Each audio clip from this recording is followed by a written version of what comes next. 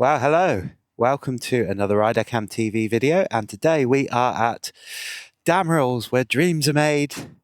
Have Suzuki's, Royal Enfields, Hondas galore, and lots of other things as well. But today we are out reviewing the brand new Honda CB350S. Now, lots of people might have seen this on the internet, and they might think this is a CB350H, and I forget the word, high sense, something like that. We'll find it and I'll put it on the screen. But that wouldn't pass any of the regulations over here in Europe. So what Honda have decided to do is make one for the European market and specifically in the UK. So it will pass all of those safety and emissions and every other test that needs to be on the road. And they have built this one. This one's built in Japan alongside the Fireblade and things like that, apparently, for the UK and the European market. It's a GB350S, and doesn't it look smart? Comes in apparently two colours. This one's grey and there's a light blue one or a bluey one. But the most important thing for this bike is, one, it looks amazing, and it's made by Honda. And Honda, we were talking to some of the, to Mark, the salesman, and he was saying Honda have quite openly admitted that what they're trying to do, and they're going to do, is completely disrupt the market of bikes. And you'll see on another video more Hondas being reviewed. But this one matches the lowest price point of the Royal Enfield. So you might think, wow, that looks like a Royal Enfield. It looks like that CB350 in India. And it very much is, but it's been built in Japan alongside the Fireblade. And this one is the GB350S, made by Honda, of course. And with Honda, you get all the refinements, don't you? You get the refinement of the finish, the build. And we often say it with Hondas that they build their engines as well on the outside as they do on the inside, because they just look smart. I mean, look at that. You know, it's a single cylinder, but apparently it likes to be ridden. And the gears are quite long, so you can afford to just put your foot down, as it were, and off you go. So what we're going to do is we're going to go out and have a bit of a ride, see how it rides. And this is from a layman's point of view. And we'll put the specs up along the video at some point during the ride to talk about horsepower and all that stuff that some people want to see. Sitting on the bike to start with, I'm going to angle that up so hopefully we can see more of the road. But looks really basic. Now, if you can imagine this, I think the price in the UK was something like 3,900 and something. So this is matched at the lowest price point of Royal Enfield. So you can see what Honda are trying to do, building a really, really good little bike with the Honda name and trying to go right in at the bottom of Royal Enfield's price band. So they're really going to disrupt something. So as you can imagine, with that sort of price, you haven't got heated grips, cruise control, anything like that. It's quite a basic bike when you look at it. But then our basic bikes now are like really advanced bikes from years ago, aren't they? So no keyless ignition. You get a digital display down there with your fuel and the gear, total miles, time, that sort of stuff. Rev counter and speedo, or just speedo actually. It sounds really good, doesn't it? Let's get these mirrors sorted. Now, I'm not sure about the mirror view yet, but moving them is really nice. I quite like the fact that they're round. They go with the roundness of the headlight at the front. So we're going to go off, see what it's like. So out on the open road, let's go. Right, so that's first gear. Keep it in first gear a minute. Now, the only thing I'm going to have to try and get used to, and you'll get used to it if you buy one, is that Honda put the horn above the indicators, as opposed to many other manufacturers who do it the other way around. So I won't be surprised if if there's a load of tooting going on at some point. So, I mean, first things first, I mean, second gear, it feels really quite responsive on the throttle, actually. Brakes are quite grabby, but, you know, it's a new bike and it's quite bouncy, but quite like that because it adds to a bit of the comfort rather than being such a hard ride like some of these bikes are. So, nice and positive to put into gear. Nice and positive. You can see Mark, he's on the Hornet 1000 and he's pulled away something chronic, but I mean, third gear, I'm giving it a bit of beans to try and get out onto the dual carriageway. That's 60. Fourth gear. So it takes a while to get up to a dual carriageway or motorway speed, and I've got the throttle wide open in fourth gear, and it is building speed up quite slowly, but it's a 350 single cylinder, you know. Let's get it into fifth gear. So, riding along the dual carriageway, you've really got to think about planning, haven't you? Because if you're riding a bike that hasn't necessarily got the power to get out really quickly, then making sure that you have got the planning sorted in your head of what you're going to do, I would say is quite imperative, really. But it's a lovely seating position to be in. Obviously, it's a naked bike, so there are no screens or wind protection at all, so you get full wind in your face. But in actual fact, that's what one of these bikes is about, isn't it, really? This sort of bike isn't about ragging the hell out of it. It's about enjoying the moment on two wheels. And I know we say that quite a lot. Enjoy the moment on two wheels. Enjoy your bike. But it is true, everybody's bike is good for them. If you've got a bike and you enjoy it and you like it, who is anybody to ever question whether that's a nice bike or not? First gear. I do like the sound of it, actually. You know, you're on a single cylinder, you can hear that thumping away. But seating position, I'm upright, so it's almost like being on the RT. Now, I say that because the GSA is bolt upright. This, you are leaning slightly forward a little bit, but it's not uncomfortable. The bars are really quite a nice space apart, so my arms don't feel like they're overstretched, either out or out widthways. But I'll tell you what, it does give you quite a lot of ability to just flick them about. Quite a flicky bike. It's quite a light bike, this one. One thing that always surprises me is how much I like a naked bike, but how much I don't like a naked bike.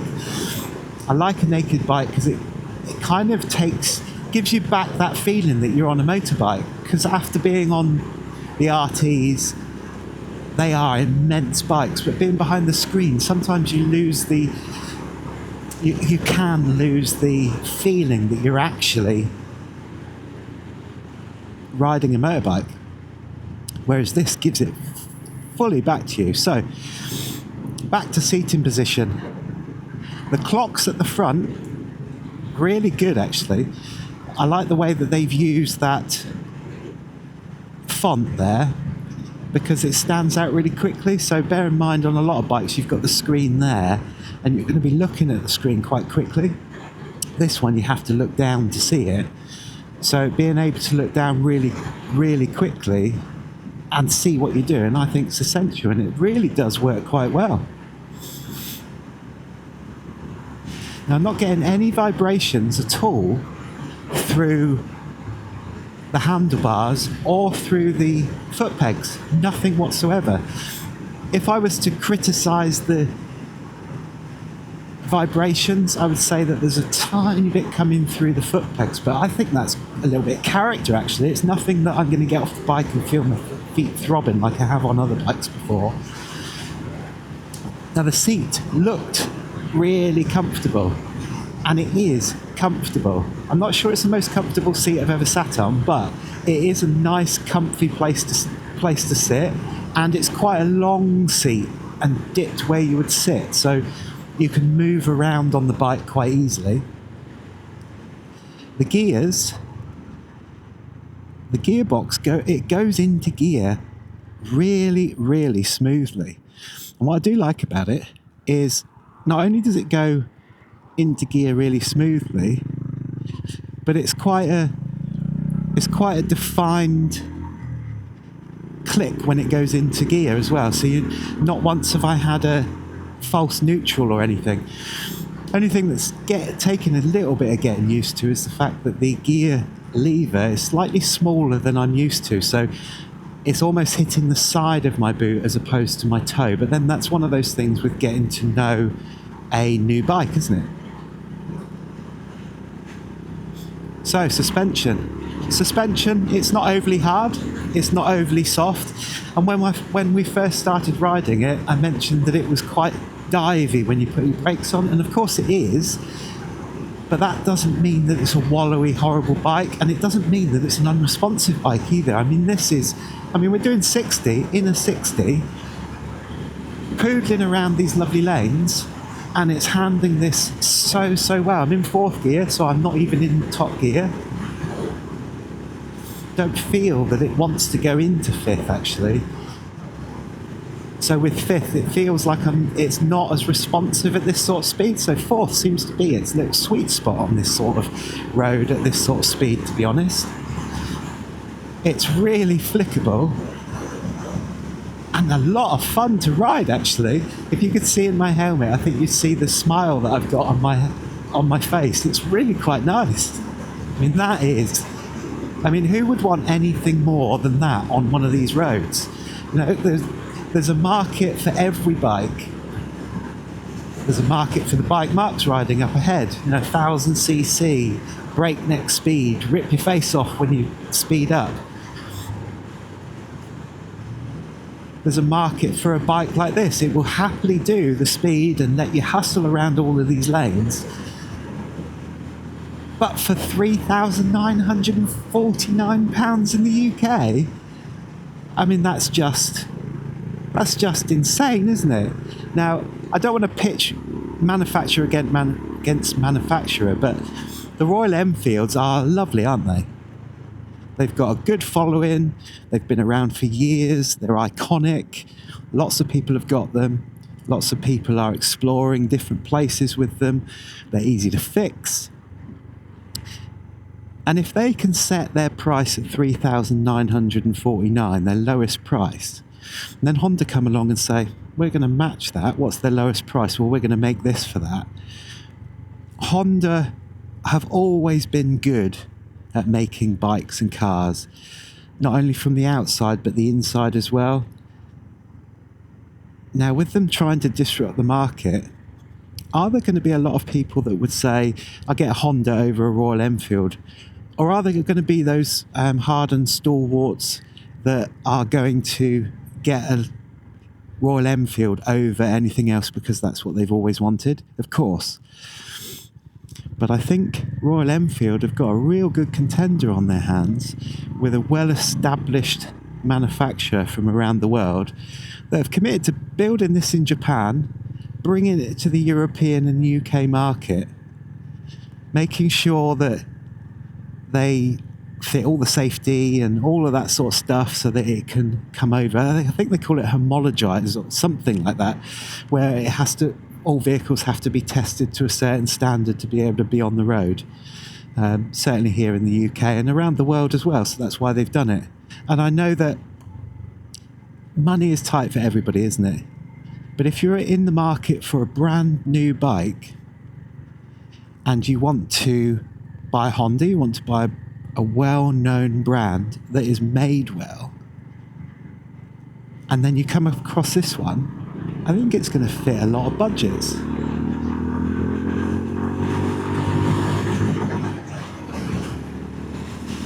Tell you what I have noticed is, only thing that I think about Hondas is that their switch gear is very bland. It's all the same. There's not much of a change. And I know that BMW's switchgear is all the same across all their models, but it just looks a little bit better. But you know that this is going to stand the test of time, and I know BMWs have a lot of problems with some of their hand controls, don't they? Not sure if they do with Honda, but they're going to stand the test of time, aren't they? They're functional and they work. But wow, I'm really enjoying this. Really enjoying being out on dryish roads, hustling away, feeling the wind in my face, even though it's probably about 4 or 5 degrees, because it is freezing. But on a bike that I can hear roaring as well, that's given me a load of fun, and knowing that if I was to buy this, this wouldn't even break £4,000. I mean, that is just, I would say, hideously insane. You stand up on it? Yes. Now, I'm not for a second thinking people would buy this just to destroy it and just wreck it and rag it about. There will be people that this will be the top of their budget. There'll be people that this will be at the bottom of their budget and they want something to play around on. And I think no matter what your budget is, the bang for buck that you get with something like this versus the smiles you get for spending that bang for buck, I think Honda are onto a winner, actually. Very, very nice. Really, really impressed with it, actually. You know, and these lanes aren't the smoothest, but it's coped with it admirably. What you got? Well, you heard me ride it. Now you're seeing me stood by it.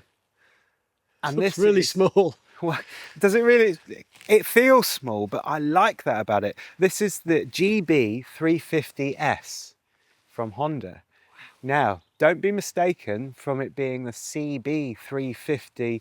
I can't remember what the H stands for, but out in India, they're everywhere.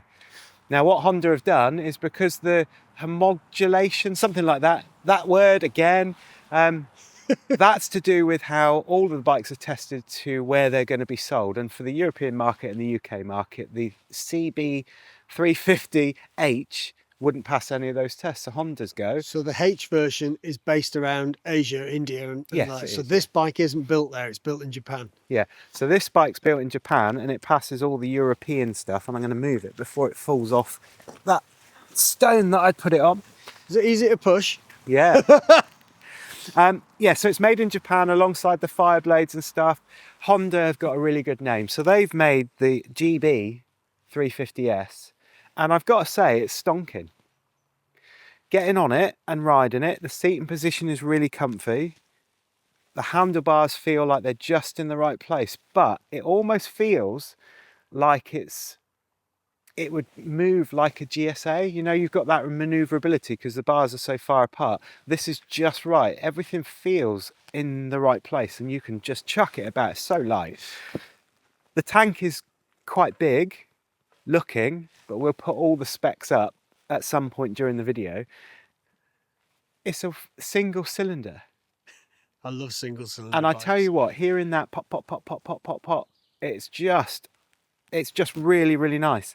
Flicking it about on that road, getting to the dual carriageway, the A30 in Cornwall where we were riding, it took its own sweet time to get up to 70 and I had to really crank it up. But it's a 350 single cylinder, what do you expect? But on the roads that we were going along, national speed limit 60 mile an hour in the UK, this was hustling along in fourth. And I was loving it. You should have seen the smile on my face. I think the helmet was bulging out because I'm not a fan of naked bikes at all. But what it did tell me is how used to being behind a massive screen and stuff I am. Because you feel connected to the road, the bikes that I ride, I love my bikes. But there's something about being connected to the world around you when you're getting the air over you and in your face. And this is the sort of bike to do it on, isn't it? Especially when past that pig farm. That was nice, wasn't it? Anyway, what do you think the price is for this? I reckon that is £5,000. Wow. Am I wrong? Dun, dun, dun.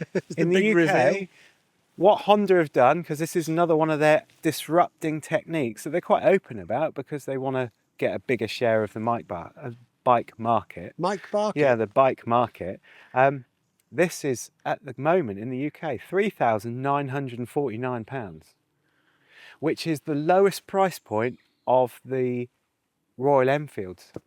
Wow. So what Honda have basically said is, we want to bring this bike to the UK and European markets. We need to rebuild it. Let's build it in a place where they build Fireblades and other bikes. Let's use our name. Let's make a really, really nice bike. And then what we'll do is we'll try and pitch it at a point of the lowest point of one of the competitors that are selling these single cylinder bikes, Royal Enfield.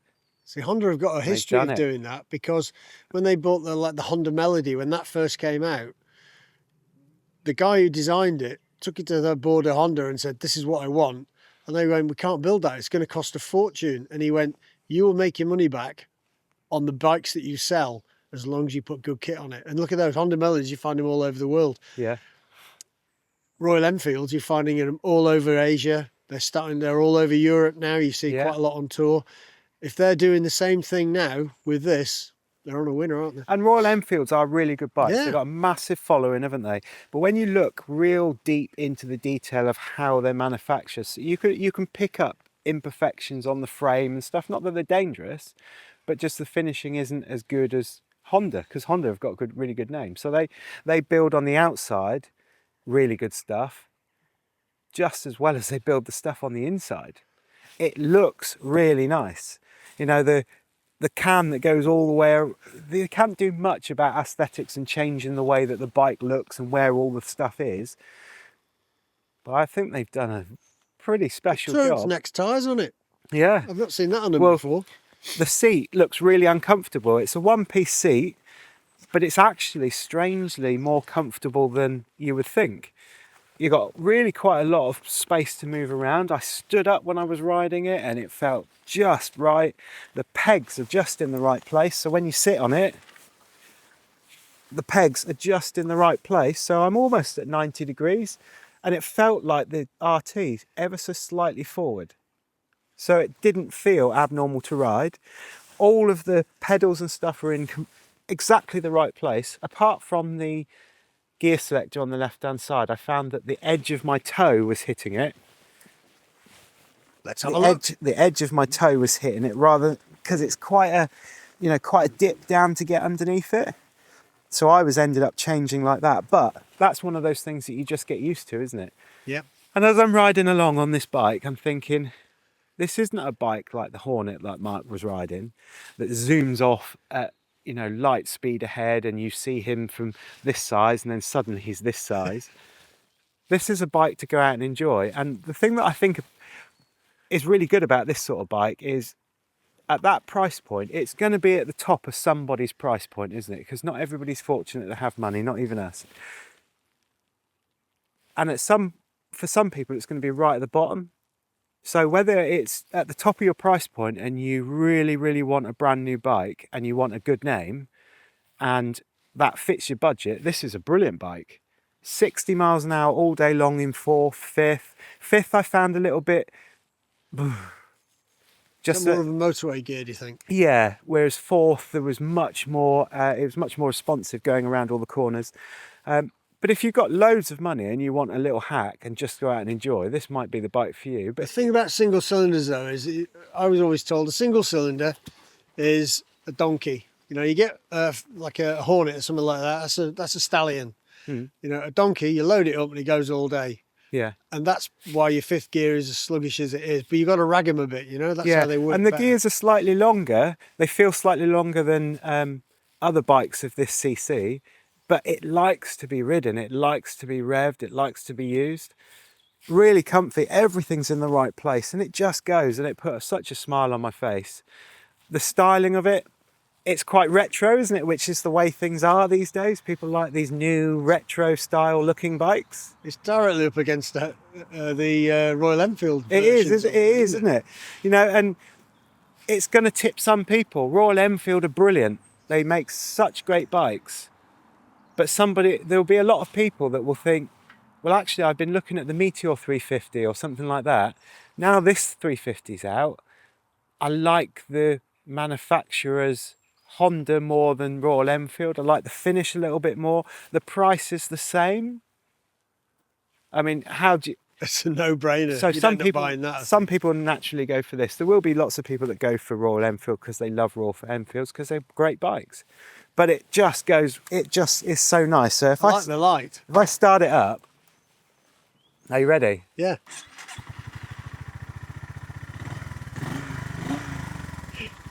But I really just love it. It's just such a nice sound, isn't it?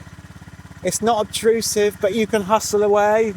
You know, it's not silent, so people think, well, what's this heap of junk? It's really, really good.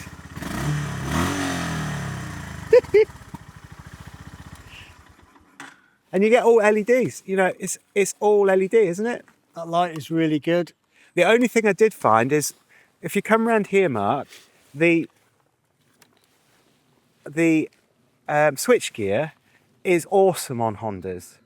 It's all tried and tested, isn't it? Yeah. BMW make brilliant switchgear. It's all in the right place, but they have problems with it, don't they? Yeah. Only thing I wish they'd do is not put the horn above the indicator. Because it's the other way round, and I found myself having to look to find it, but that's just getting used to it. There is nothing special about these. They do what is written on the tin. There's no cruise control, there's no heated grips, but you could fit all of that sort of stuff. And there's no keyless ride, which I really quite like. And then you've got an analog speedo and a small digital dash there with your obligatory lights there. So there's nothing majorly technological about this stuff. And I say that, and I found myself saying it when we were riding, saying, you know, it's quite a basic bike. In 2025, no bike is basic. They've spent millions, if not billions, of development money making it. And the stuff to make it all work at the same time is really advanced, isn't it? You know, you look back at 2012 or 2001 and see the bikes. They're really basic now, aren't they? But at the time, they were at the pinnacle. Mirrors are really good. You can see an awful lot, and they're really easy to move. They've got a lot of tension on there. Doesn't feel like they're going to come loose, and they're really easy to move, but hard, if that makes sense. There's a lot of resistance. Unusual to be able to see the ball bearing, the knuckle that it's on there. Oh, yeah. And I quite like that, because how many times have you been fighting with the mirrors on different bikes? They're all different price points, and then suddenly the whole thing undoes. Whereas these have got really quite a satisfying, they're in the right place. There's not much vibration in it, and there's hardly any vibration coming through any of the bike, other than the normal through the foot pegs, which is a little bit. Comes in two colours. You've got the grey, which is this one, and then you've got, I think he said it was a light blue. But I didn't think that looked very much different than this. It was just a different shade of grey, but a bluer shade of grey. They've paid attention to all the detail, like the shocks and all of the styling and stuff. You know, they've got beading, bike in the distance, or even got beading through the seat. I think it's just a really nice bike. And I think Honda are they're like peering in and opening this market, aren't they? Yeah, I think they're going to disrupt it. I think they are with both of these bikes, but been seeing a lot of these bikes on the road, these naked, like retro styling bikes, but the new ones, they're obviously in and people like them, but I can see why. It's a really, really smart bike. And I think if you're in the market for something like this, I don't think you can go wrong. Now, what can you do on one of these? Go to work? Awesome work bike. Yeah, take to work, you know, commuting, that sort of thing. Would I tour on this bike? Yeah, why not? You know, we've had people on R90s, we've had people on different sort of bikes like these. No reason that this couldn't do it, and you're going to get better economy than the bigger bikes. And it's about setting your stall out and what your expectations are, you know. And your enjoyment as well. Poodling around on one of these, say poodling, I was hooning it round those bends at the speed limit, having a whale of a time. You can do that anywhere in the world, can't you? And you can put some luggage on here. There's luggage rack points here, so I'm sure you can get luggage of some sort. You know, we're really inventive as bikers. We can put bags anywhere, can't we? Or is it just a hack? Can be any one of those things, can't it? Yeah. And that's what I like about bikes. If you like this, who's to say that you're wrong? If you like riding a scooter, who's to say that you're wrong? Because some of those scooters are amazing. There's a bike for everyone.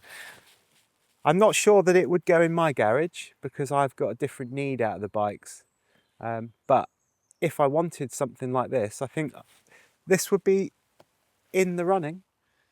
It's really nice. It's like really nice, and it's such a joy to ride. I got off with such a big smile on my face, and that's what biking does to us, isn't it? So yeah, I think it's a great bike. Anyway, thumbs up, subscribe, all that sort of stuff.